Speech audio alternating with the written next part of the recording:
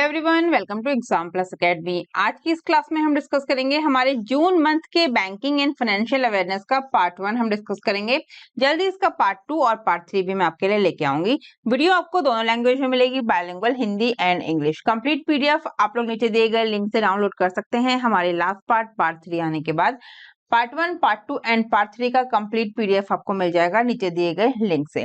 आप लोग मुझसे डिफरेंट सोशल मीडिया प्लेटफॉर्म पर भी जुड़ सकते हैं। इन सभी के लिंक आपको नीचे डिस्क्रिप्शन में दिए हैं और सोशल मीडिया प्लेटफॉर्म पर जरूर जुड़िए, जिससे आपको इंपॉर्टेंट इंफॉर्मेशन मिल सके क्लासेस के रिगार्डिंग। ठीक है, चलिए शुरू करते हैं हमारी आज की क्लास। जून मंथ का हमारा बैंकिंग एंड फाइनेंशियल अवेयरनेस का पार्ट 1। फर्स्ट क्वेश्चन है, What is the name of the financial inclusion dashboard recently launched by RBI? हाल ही में RBI के द्वारा लॉन्च किए गए वित्तीय समावेशन डैशबोर्ड का नाम क्या है? ये क्वेश्चन में पूछा गया है। क्या है नाम? राइट आंसर क्या हो जाएगा? अंतर्दृष्टि। ठीक है, ऑप्शन सी अंतर्दृष्टि इज द राइट आंसर। क्या बोला गया है? RBI governor Shaktikanta Das recently unveiled a new financial inclusion dashboard called Antardrishti. The dashboard aims to provide valuable insight and track the progress of financial inclusion by capturing relevant data. तो reserve bank of India के governor है शक्तिकांता दास जी। इन्होंने क्या बोला है कि अंतर्दृष्टि नामक एक वित्तीय समावेशन डैशबोर्ड का अनावरण किया है और डैशबोर्ड का उद्देश्य मूल्यवान अंतर्दृष्टि प्रदान करना और प्रासंगिक डेटा को कैप्चर करके वित्तीय समावेशन की प्रगति को ट्रैक करना है। ठीक है, ये अंतर्दृष्टि है, याद रखना। क्या नाम है इसका? आरबीआई के द्वारा लॉन्च किए गए रिसेंटली आरबीआई ने लॉन्च किया है फाइनेंशियल इंक्लूजन डैशबोर्ड, उसका क्या नाम है? उसका नाम है अंतर्दृष्टि। ठीक है, ये किसने किया है? रिजर्व बैंक ऑफ इंडिया के गवर्नर शक्तिकांता दास जी ने। ये 25वें 26वें गवर्नर है रिजर्व बैंक ऑफ इंडिया के शक्तिकांता दास। ठीक है, इनको गवर्नर ऑफ द ईयर का अवार्ड मिला था। रिसेंटली मैंने ये वीडियो बनाया था, आपने क्लास देखी होगी, नहीं देखी तो आप देख सकते हैं। ठीक है, सेकंड क्वेश्चन पे चलते हैं। सेकंड क्वेश्चन क्या है? Germany, the fourth largest economy in the world, is currently facing a recession due to a decline in the euro and an unexpected contraction in the economy during the first 3 months of 2023. What is the definition of a recession? ठीक है, recession word सबने सुना है, recession होता है। क्या होता है रिसेशन वर्ड? ये सबको पता है। रिसेशन होता है, एक्सपेंशन होता है, डिप्रेशन होता है। ठीक है, 3 फेस होते हैं जो किसी भी बिजनेस साइकिल के। तो जर्मनी की अभी कंडीशन बताई गई है और आपसे पूछा गया है कि क्या डेफिनेशन होती है रिसेशन की। ठीक है, इस तरह के क्वेश्चन मैंने आपको हर बार बताया है कि एक सिंपल लाइन में नीचे क्वेश्चन होता है, ऊपर आपको इंफॉर्मेशन या एक्सप्लेन की जाती हैं चीजें। बोला क्या गया है, हिंदी में देखते हैं। जर्मनी दुनिया की चौथी सबसे बड़ी अर्थव्यवस्था। ठीक है, ये हमने बहुत बार डिस्कस किया है। जर्मनी जापान इंडिया से आगे है और इंडिया इनको बीट कर सकता है 2027 तक। ठीक है, क्या बोला गया है? जर्मनी दुनिया की चौथी सबसे बड़ी अर्थव्यवस्था, वर्तमान में यूरो में गिरावट और 2023 के पहले 3 महीनों के दौरान अर्थव्यवस्था में अप्रत्याशित इंक्लूजन के कारण मंदी का सामना कर रहा है। रिसेशन क्या जर्मनी कर रहा है? पूछा गया है रिसेशन की डेफिनेशन क्या है। रिसेशन को हिंदी में बोलते हैं, क्या बोलते हैं रिसेशन को हिंदी में? मंदी बोलते हैं, है ना। तो पूछा गया है क्या डेफिनेशन है, तो याद रखना, 2 consecutive quarters of economic contraction is called the recession. याद रखना, 2 consecutive quarters of economic contraction called the recession. By diagram देखेंगे तो ये बिजनेस साइकिल है। ये बिजनेस साइकिल की हमने डायग्राम लिया है। इसमें हम देखेंगे ये जीडीपी, ये टाइम्स। ठीक है, तो एक्सपेंशन पीक पे, रिसेशन, ठीक है, ये रिसेशन, ये एक्सपेंशन। क्लियर? फिर रिसेशन से भी बुरा जो है वो है डिप्रेशन, और इसके बाद डिप्रेशन के बाद फिर रिकवरी होती है और फिर आ जाता है एक्सपेंशन। ये एक बिजनेस साइकिल में एक्सप्लेन किया है किस तरह से रिसेशन, डिप्रेशन और एक्सपेंशन होता है किसी भी बिजनेस साइकिल में। ठीक है, तो ये जीडीपी और टाइम के अकॉर्डिंग आपको बताया गया है। तो एक्सपेंशन मतलब अच्छे दिन किसी भी बिजनेस, किसी भी देश के, किसी भी जीडीपी के लिए। ठीक है, रिसेशन मतलब खराब दिन और डिप्रेशन मतलब बहुत ज्यादा खराब दिन। इस तरह से इसको एक्सप्लेन किया है। याद रखना, ये है बिजनेस साइकिल। इस तरह से मैंने बताया है क्या होता है किसी बिजनेस साइकिल में। एक्सपेंशन अच्छे दिन, रिसेशन बुरे दिन, डिप्रेशन बहुत बुरे दिन, और फिर डिप्रेशन से रिकवरी करता है कोई भी देश हो, कोई भी कंट्री हो, कोई भी बिजनेस साइकिल भी, जीडीपी किसी भी देश की अर्थव्यवस्था, फिर रिकवरी करके फिर से आते हैं अच्छे दिन, एक्सपेंशन। इस तरह से ये साइकिल है। ठीक है, तो आपको बता दिया गया है डेफिनेशन क्या है, what is the definition of a recession. तो 2 consecutive quarter of economic contraction वो हो गए हैं किसी भी इकोनॉमिक कंट्रैक्शन के, इज कॉल्ड द रिसेशन। ठीक है, समझ में आ गया। चलेंगे नेक्स्ट क्वेश्चन पे। Which company has recently received regulatory approval from IRDAI to enter the life insurance business in India? हाल ही में किस कंपनी को भारत में जीवन बीमा व्यवसाय में प्रवेश करने के लिए IRDAI से विनियामक अनुमोदन प्राप्त हुआ है? ठीक है, किस कंपनी ने रिसेंटली रिसीव किया है रेगुलेटरी अप्रूवल फ्रॉम IRDAI, किस लिए? To enter the life insurance business in India. वो किया है लाइफ इंश्योरेंस बिजनेस में एंटर करने के लिए इंडिया में। ठीक है, go digit life insurance limited, option C, go digit life insurance limited is the right answer. क्या बोला गया है? Go digit life insurance limited, a company backed by Canada based Fairfax Group and already operating in the general insurance sector has received regulatory approval from the IRDAI to commence its life insurance businesses in India। ठीक है, तो Canada based है, Fairfax group इसके द्वारा समर्थित और पहले से ही जनरल इंश्योरेंस में क्षेत्र के सेक्टर में काम कर रही कंपनी। क्या नाम है कंपनी का? गो डिजिट लाइफ इंश्योरेंस लिमिटेड को भारत में अपना जीवन बीमा व्यवसाय शुरू करने के लिए IRDAI से विनियामक मंजूरी मिल गई है। इंडिया में इंश्योरेंस सेक्टर में परमिशन किससे ली जाती है? IRDAI से, रेगुलेटरी बॉडी है इंश्योरेंस सेक्टर की, इसलिए। ठीक है, फुल फॉर्म तो पता होगा, जिनको नहीं पता है जो फ्रेशर्स हैं याद कर सकते हैं। IRDAI का फुल फॉर्म है insurance regulatory and development authority of India. ठीक है, next question. Bank of Baroda introduced UPI cash withdrawal facility at ATMs. Which of the following statement is true about Bank of Baroda UPI cash withdrawal facility? तो bank of Baroda ने ATM से UPI नकद निकासी सुविधा शुरू की है। ठीक है, बैंक ऑफ बड़ौदा की यूपीआई नकद निकासी सुविधा के बारे में कौन सा स्टेटमेंट ट्रू है, ये पूछा गया है। ठीक है, कौन सा स्टेटमेंट ट्रू है, कौन सा है? तो it can be used with any UPI enabled app. ठीक है, बैंक ऑफ बड़ौदा ने इंट्रोड्यूस किया है UPI cash withdraw facility eight ATMs. यहां तक समझ में आ गया, सिंपल सा बताया है। पूछा गया है कि इनमें से कौन सा स्टेटमेंट ट्रू है about bank of Baroda UPI cash withdraw facility. तो it can be used with any UPI enabled app.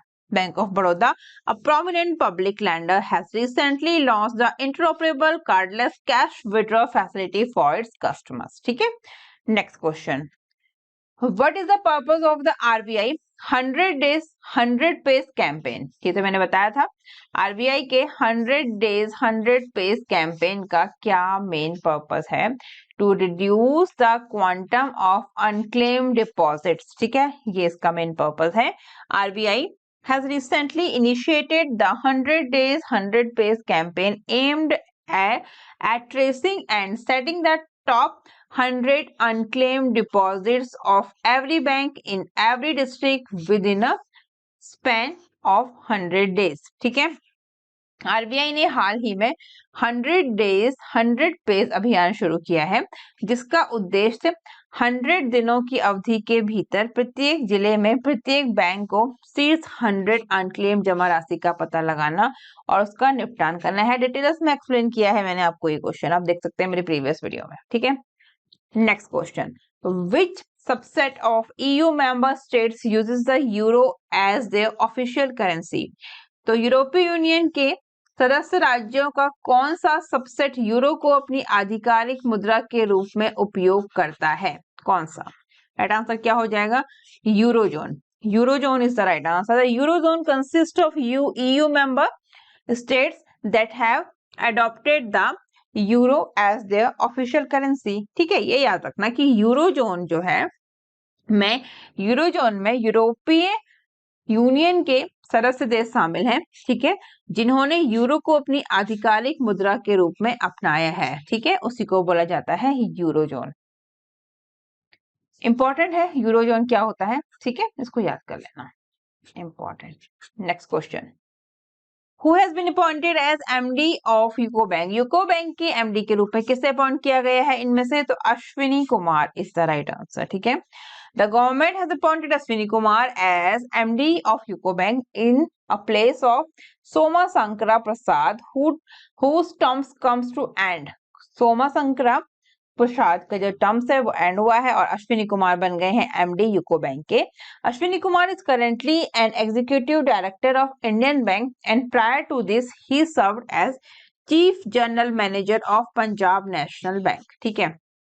तो सरकार ने सोमाशंकर प्रसाद के स्थान पर अश्विनी कुमार को यूको बैंक का एमडी अपॉइंट किया है, जिनकी शर्तें समाप्त हो रही हैं, मतलब उनका टेन्योर कंप्लीट हुआ है।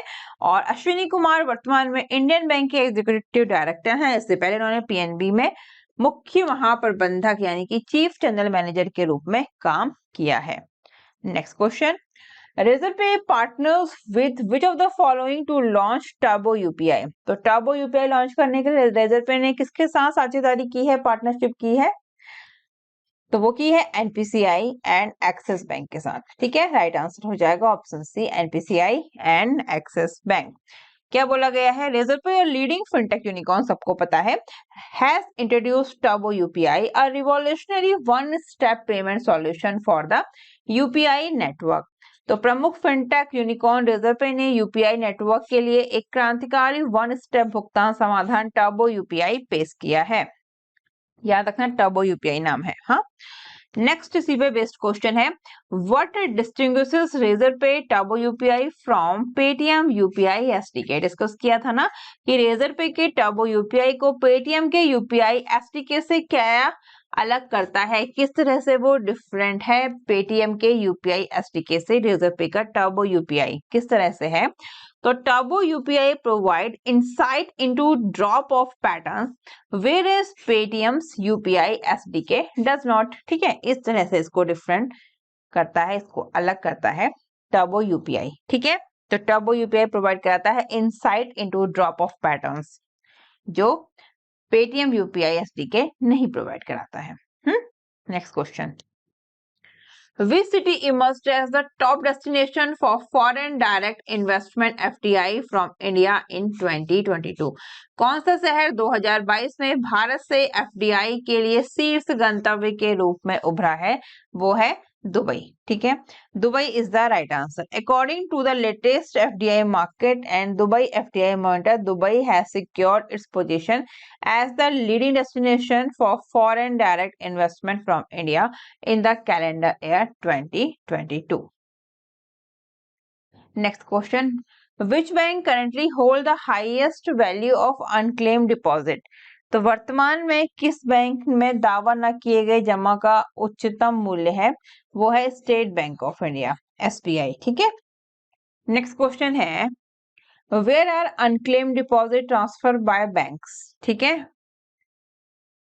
तो राइट आंसर क्या हो जाएगा इसका? बैंकों के द्वारा अनक्लेम्ड डिपॉजिट को कहाँ ट्रांसफर किया जाता है? तो ट्रांसफर किया जाता है depositor education and awareness fund, ठीक है।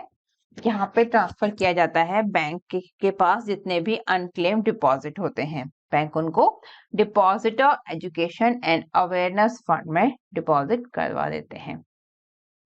नेक्स्ट है, IRDAI has directed which life insurance company to take over Sahara India life insurance corporation?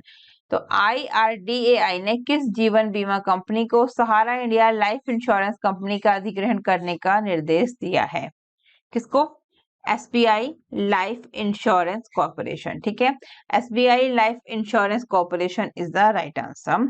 In a significant move, the Insurance Regulatory and Development Authority of India has directed SBI Life Insurance Corporation to take over the life insurance businesses of Sahara India Life Insurance with immediate effect, ठीक है। IRDAI ने एक महत्वपूर्ण कदम उठाते हुए SBI life insurance company को तत्काल प्रभाव से सहारा इंडिया लाइफ इंश्योरेंस कंपनी के जीवन बीमा व्यवसाय को अपने हाथ में लेने का निर्देश दिया है। नेक्स्ट क्वेश्चन में क्या बोला गया है, what was the reason behind the monetary penalty imposed on Indian Overseas Bank by the RBI.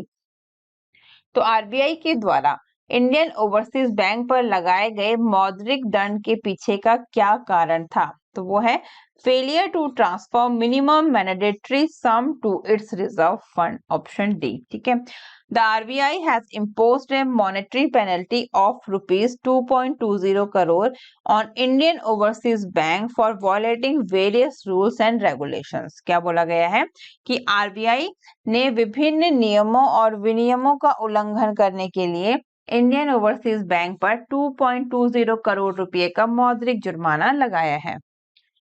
Next question में क्या है, What factors are considered when calculating green GDP? तो ग्रीन जीडीपी की गणना करते समय किन किन कारकों पर विचार किया जाता है, तो एनवायरमेंटल डिग्रेडेशन एंड पॉल्यूशन, इन दो फैक्टर्स पर कैलकुलेशन की जाती है जब ग्रीन जीडीपी की गणना करते हैं। ठीक है,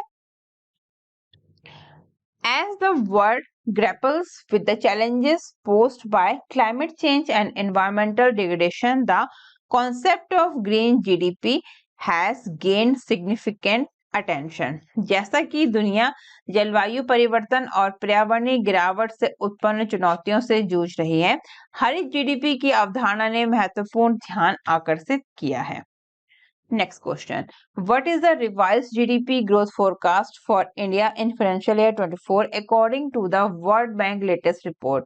तो विश्व बैंक की लेटेस्ट रिपोर्ट के अकॉर्डिंग फाइनेंशियल ईयर 2024 में भारत की संशोधित जीडीपी विकास पूर्वानुमान क्या है, वो है 6.3%। ठीक है, the World bank has revised it's global economic forecast in its latest global economy prospects report. The World Bank has trimmed India's GDP growth forecast for the fiscal year 2024 to 6.3% from the previous projection of 6.6%। तो विश्व bank ने अपनी नवीनतम वैश्विक आर्थिक संभावना report में अपने वैश्विक आर्थिक पूर्वानुमानों को संशोधित किया है। Next question, what is the projected global GDP growth for 2023 according to the World Bank latest report। तो विश्व बैंक की नवीनतम रिपोर्ट के अनुसार 2023 के लिए अनुमानित वैश्विक सकल घरेलू उत्पाद वृद्धि क्या है, वो है 2.1%। ठीक है, the World Bank forecast real global to climb real global GDP to climb 2.1% in 2023 up from the previous forecast of 1.7% in January। तो विश्व बैंक ने वास्तविक वैश्विक जीडीपी को 2023 में 2.1% चढ़ने का अनुमान लगाया है, जो जनवरी में 1.7% के पिछले पूर्वानुमान से अधिक है।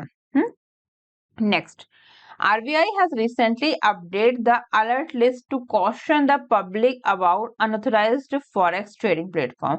How many new entities were added the RBI alert list in recent updates? ठीक है, राइट आंसर क्या हो जाएगा इसका, राइट आंसर इसका हो जाएगा 8।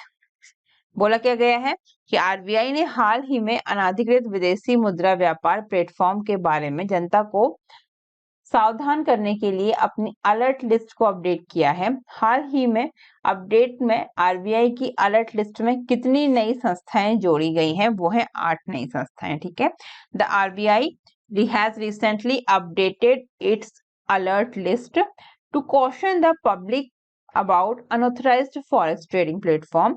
The list, which initially contained 34 entities, has now been expanded to include 8 additional names, bringing the total to 56। तो आरबीआई ने हाल ही में अपनी अनाधिकृत अनऑथराइज्ड फॉरेक्स ट्रेडिंग प्लेटफॉर्म के बारे में जनता को सावधान करने के लिए अपनी अलर्ट लिस्ट को अपडेट किया है। ठीक है, इसमें कितने नए ऑर्गेनाइजेशन अपडेट हुए हैं, वो है 8। इस तरह से कंटेंट को पढ़ के याद रखना है। टोटल कितने हैं, 34 एंटिटीज। ठीक है, next, what is the main objective of the IMRDR is me. Campaign launched by the federal bank in Chennai. तो चेन्नई में फेडरल बैंक के द्वारा शुरू किए गए मैं अड्यार हूँ अड्यार मैं हूँ अभियान का मुख्य उद्देश्य क्या है? क्यों ये अभियान चलाया गया है चेन्नई में फेडरल बैंक के द्वारा? तो इसका मेन उद्देश्य है to celebrate the local culture and stories. ठीक है, इसका मेन उद्देश्य क्या है, मेन ऑब्जेक्ट क्या है? इसका मेन ऑब्जेक्टिव है to celebrate the local culture and stories. The Federal Bank has initiated a unique campaign in Chennai titled I am Adyar, Adyar is me to celebrate। इसका नाम याद रखना, थोड़ा डिफरेंट नाम है ना। I am Adyar, Adyar is me to celebrate the rich culture and stories of the local community. The campaign transformed the entire bank branch into a museum of local stories, showcasing the struggles and triumph of individuals who make Adyar special। तो federal Bank ने स्थानीय समुदाय की समृद्धि, संस्कृति और कहानियों का जश्न मनाने के लिए चेन्नई में मैं अड्यार हूँ अड्यार मैं हूँ शीर्षक से अनूठा अभियान शुरू किया है। यह अभियान पूरी बैंक शाखा को स्थानीय कहानियों के संग्रहालय में बदल देता है, जो अड्यार को विशेष बनाने वाले व्यक्तियों के संघर्ष और जीत को प्रदर्शित करता है। ठीक है, याद रखना कैंपेन का नाम है I am Adyar, Adyar is me campaign, जो फेडरल बैंक ने लॉन्च किया है। इसका ऑब्जेक्ट है to celebrate the local culture and stories. Next question, what is the stake of LIC in Tech Mahindra? तो टेक महिंद्रा में LIC की कितनी हिस्सेदारी है, कितने परसेंट, ये पूछा गया है। तो वो है 8.88%। ठीक है, insurance joint LIC has increased its equity shareholding in IT services provider Tech Mahindra through a series of open market transactions over a period of more than 6 months। तो बीमा दिग्गज LIC ने 6 महीने से अधिक की अवधि में खुले बाजार लेन देन की श्रृंखला के माध्यम से IT सेवा प्रदाता टेक महिंद्रा में अपनी इक्विटी शेयरधारिता बढ़ा दी है। कितना परसेंट है? 8.88% है। ठीक है, next question, The RBI has taken a significant step to enhance the trade receivables discounting system TREDS by allowing insurance companies to participate as stakeholders under the expanded TREDS guidelines who can participate as financiers। ठीक है, RBI ने बीमा कंपनियों को हितधारकों के रूप में भाग लेने की अनुमति देकर व्यापार प्राप्त छूट प्रणाली ट्रेड्स को बढ़ाने के लिए एक महत्वपूर्ण कदम उठाया है और विस्तारित TRIDES, इसको ट्रेड्स बोलेंगे शॉर्ट में, दिशा निर्देशों के तहत फाइनेंसरों के रूप में कौन इसमें भाग ले सकता है। ठीक है, क्वेश्चन सिंपल है, under the expanded trades guidelines who can participate as financier. तो entity is permitted under the factoring regulation act FRA and its rules. ठीक है, option C is the right answer. RBI has taken a significant step to enhance the trade receivables discounting system TREDS by allowing insurance companies to participate as stakeholders। तो RBI ने बीमा कंपनियों को हितधारकों के रूप में भाग लेने की अनुमति देकर व्यापार प्राप्त छूट प्रणाली TREDS को बढ़ाने के लिए महत्वपूर्ण कदम उठाया है। ठीक है, कंप्लीट हुआ हमारा जून मंथ का बैंकिंग एंड फाइनेंशियल अवेयरनेस का पार्ट 1। ठीक है, जल्दी इसका पार्ट 2 और पार्ट 3 में लेके आऊंगी। कंप्लीट वीडियो PDF नीचे दिए गए लिंक से आप लोग डाउनलोड कर सकते हैं और ये सभी सोशल मीडिया लिंक आपको नीचे डिस्क्रिप्शन में दिए हैं। आप लोग इनमें ज्यादा से ज्यादा जुड़ सकते हैं जिससे आपको सभी अपडेट मिल सके क्लासेस के रिगार्डिंग। ठीक है, और चैनल पे नए हैं तो सब्सक्राइब जरूर करिए, बेल आइकन जरूर दबाइए जिससे आपको आने वाले सभी वीडियोस की नोटिफिकेशन मिल सके और अदर स्टूडेंट्स को चैनल का नाम जरूर बताएं जिससे और लोग अपनी तैयारी को और ज्यादा बेहतर कर सकें। तो आज के लिए इतना ही, मिलते हैं नेक्स्ट वीडियो में, तब तक के लिए bye bye, take care, thank you, thanks for watching.